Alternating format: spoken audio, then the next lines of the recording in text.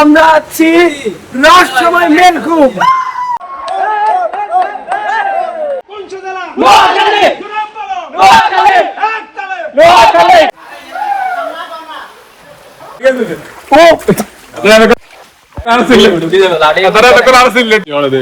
এটা জিরি জিরি পানি উঠবো। Hello guys, this is Salauddin Ahmed. It's my new episode vlog. আজকে আসছি আমরা রহস্যময় মেলকুমে। তো পুরো ব্লগটি আপনারা দেখতে হবে। আপনার জন্য রহস্যময় অনেক দৃশ্য লুকিয়ে আছে। এই মেলকুমটি সরকারিভাবে নিষিদ্ধ করা হয়েছে। এখন বর্তমানে আমরা ট্রাভেলসের মাধ্যমে আসছি। আমার ভিডিও শেষে অবশ্যই জানিয়ে দিব আমি কত খরচে কিভাবে আসছি। সবাই ভিডিও শেষ পর্যন্ত দেখুন।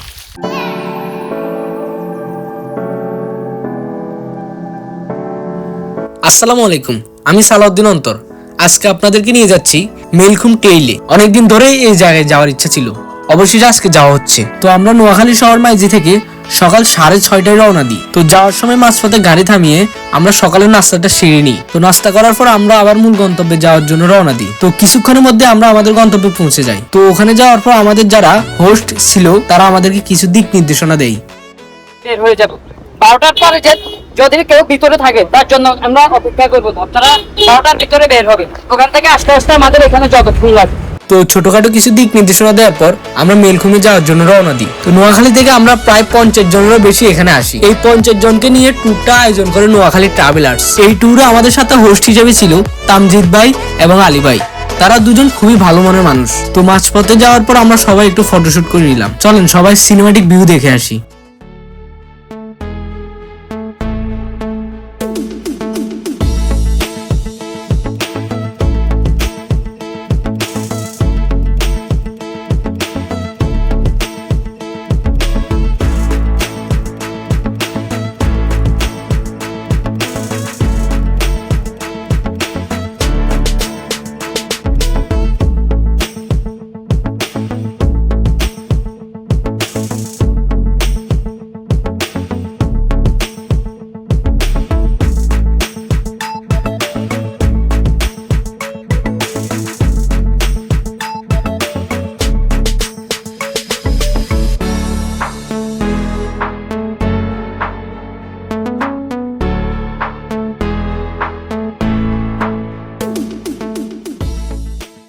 গাইস, আমরা জিরিফট দিয়ে আধা ঘন্টা যাবত হাঁটতেছি মেলকুমের উদ্দেশ্যে।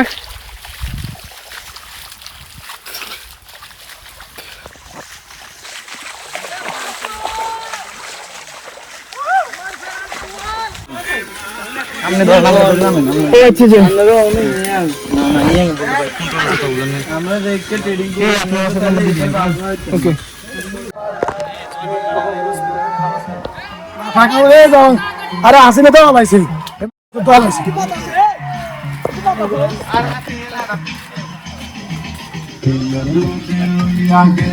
এখানে প্লাস্টিক বা ময়লা ফেলবেন না।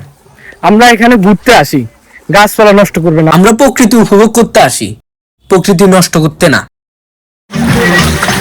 গাইস, আমরা কই যাচ্ছি? কাজ এখানে আসতে হলে অবশ্যই সাঁতার জানতে হবে, আর ফোন কিন্তু সেফটি হিসেবে রাখতে হবে। এখানে কিন্তু প্রচুর মাছ আছে।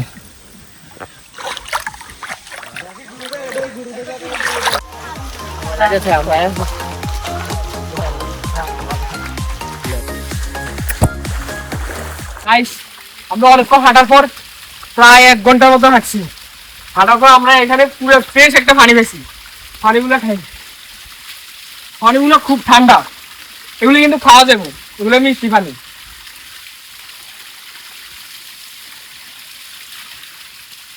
গাইস, পানি প্রচুর মিষ্টি।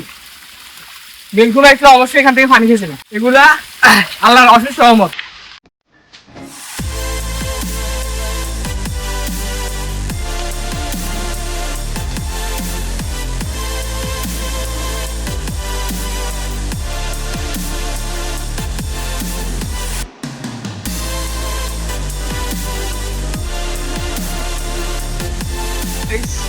এখান থেকে মেলকুমের প্রবেশ।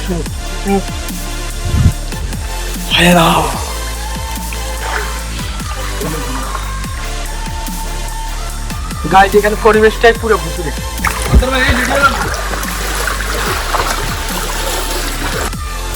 গাইজ পানি পুরো ঠান্ডা, এটা বলার হয়নি।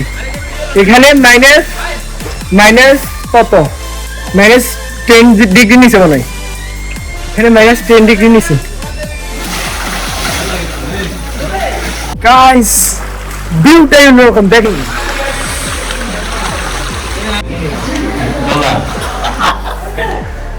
গাইজ এখানে সাঁতার নিয়ে তো অবশ্যই আসেন না, পানি নিচে যাইলে আমরা সাঁতার দিতে গাইজ অবশ্যই।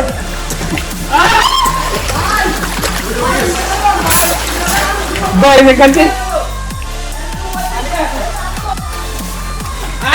অবশ্যই সাঁতার জানলে সারা এখানে আসা যেত না।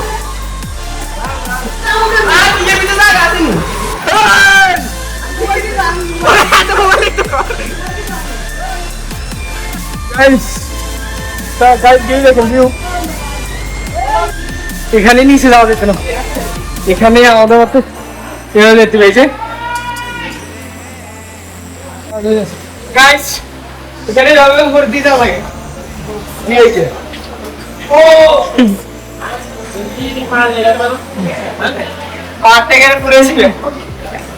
পাহাড়ের এই জায়গাটা একদম ছিল, এটা পার কঠিন কষ্ট।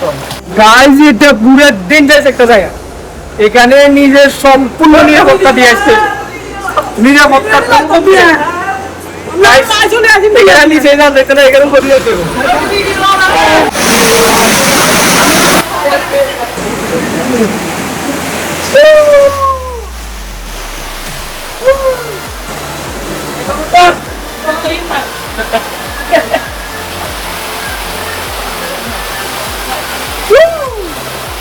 এখানের ভিউটা অন্যরকম। সবাই আসবে, আমি একবার লাস্ট একটা ব্লগে বলছিলাম আপনার সময় পেলে ঘুরবেন, দেশে দেশে ঘুরবেন।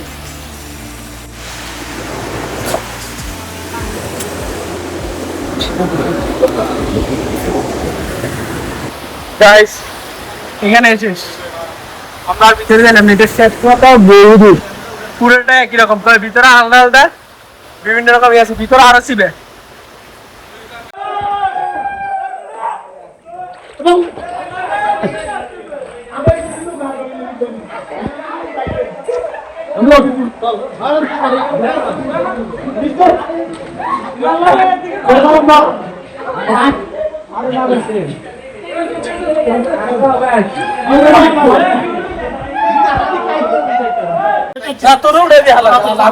সূর্য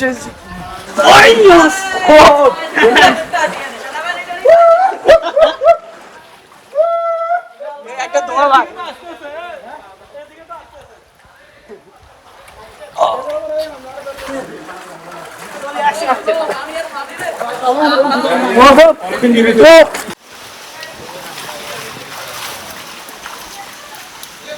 তো গাইস এখানে যাওয়ার সময় আসার সময় অনেকগুলো কাঁঠাল গাছ থাকবে, আপনারা চাইলে এখান থেকে কাঁঠাল পেরে খেতে পারবেন। এখানে যাওয়ার সময় অনেকেই দেখলাম কাঁঠাল পেরে খাচ্ছে, তাই আমরা কয়েকটা কাঁঠাল পেরে নিলাম, ভাবছিলাম এগুলো যাওয়ার সময় বাড়ি নিয়ে যাব, কিন্তু যাওয়ার সময় আমাদের কয়েকজনের কাছ থেকে এখানে স্থানীয় লোক আমাদের থেকে কাঁঠালগুলো রেখে দেয়, তাই আমরাও কাঁঠালগুলো রেখে চলে আসি। মেলঘুমের এই জায়গাটা সবচেয়ে সুন্দর দিক হলো এখানে কোনো শহরের শব্দ নেই, শুধু ফানির শব্দ আর ফাঁকির ডাক। মেলঘুমে যত ভিতরে যাবেন তত মনে হবে অন্য এক জগতে চলে এসেছেন। বাংলাদেশে এত সুন্দর একটা জায়গা আছে কিন্তু অনেকেই এটা জানেন না। পাহাড়ের ড্রাগন ফল, ওগুলো এখনো ফাঁকে নাই, ওগুলো হলো কাঁচা, খেতে কি রকম ওকে জানি। তো গাইজ আমরা মেলঘুম থেকে বের হয়ে এসে এই লেকটাতে গোসল করে নামাজের জন্য রেডি হই। নামাজ পড়ে আমরা পরবর্তী গন্তব্যের জন্য রওনা দিব। পরবর্তী গন্তব্যস্থান কোথায় জানতে হলে ভিডিওটি শেষ পর্যন্ত দেখুন। গাইজ আমরা মেলঘুমে আসি মাত্র 599 টাকায়। মেলঘুমের পর আমাদের পরবর্তী ট্যুর হবে মহামায়া লেক। এই ট্যুরটি সম্পূর্ণভাবে আয়োজন করে নোয়াখালী ট্রাভেলার্স। আমার ডেসক্রিপশন বক্সে এবং স্ক্রিনে দেওয়া থাকবে তাদের ফেসবুক পেজ এবং কন্ট্যাক্ট নাম্বার। আজ এখানে সবচেয়ে কষ্ট হচ্ছে যে এইখানে মেলঘুম পর্যন্ত যাওয়া আর মেলঘুম থেকে মেইন রোড পর্যন্ত আসা, এত পরিমাণ রোদ যেটা বলার বাইরে। তো দেখা হবে নেক্সট ভিডিওতে। আল্লাহ হাফেজ।